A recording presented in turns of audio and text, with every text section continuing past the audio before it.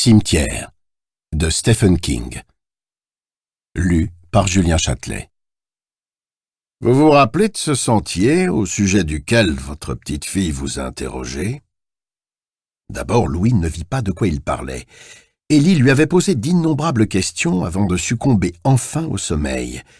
Puis, il se souvint du petit chemin bien entretenu qui gravissait le flanc de coteau en sinuant à travers les bouleaux.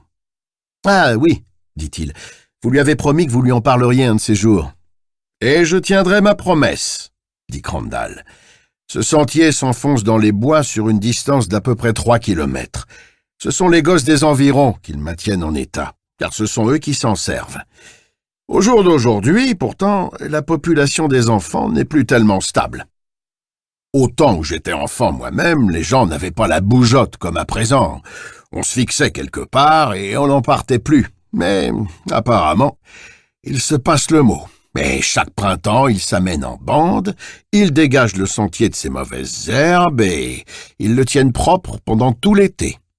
La plupart des adultes de Ludlow et des environs ignorent l'existence de ce sentier. Il y en a bien quelques-uns qui sont au courant, mais guère plus qu'une poignée.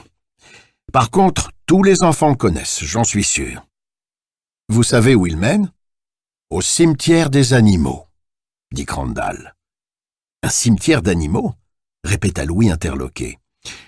Ça doit vous paraître bizarre, mais ça ne l'est pas tant que ça, dit Crandall en tirant sur sa cigarette et en imprimant un mouvement de bascule à son rocking chair. C'est cette damnée route.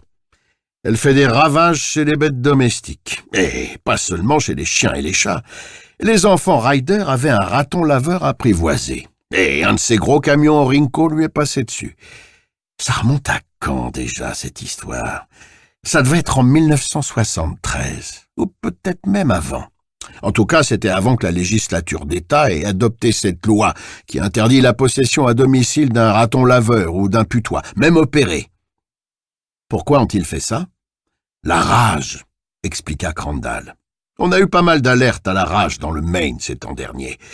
Il y a 2 ou 3 ans, dans le sud de l'État, un gros Saint-Bernard l'a attrapé, et il a tué 4 personnes. Ça a fait toute une histoire. On s'est aperçu que ce pauvre chien n'avait pas été vacciné. Si ces andouilles de maître avaient pensé à lui faire ses vaccins, rien de tout ça ne serait arrivé. Mais avec un raton laveur ou un putois, ça ne marche pas aussi simplement. Il faut les faire piquer au moins 2 fois l'an. Et encore, le vaccin n'est pas toujours efficace. Pourtant, le raton laveur des petits riders n'était pas méchant, comme la plupart de ses congénères. Loin de là. Il s'amenait vers vous en tortillant son gros derrière. Qu'est-ce qu'il était gras, pauvre bestiole. Et il vous léchait la figure exactement comme aurait fait un chien. Leur papa l'avait même amené au vétérinaire pour le faire châtrer et lui faire ôter ses griffes. Sûr que ça avait dû lui coûter une belle somme.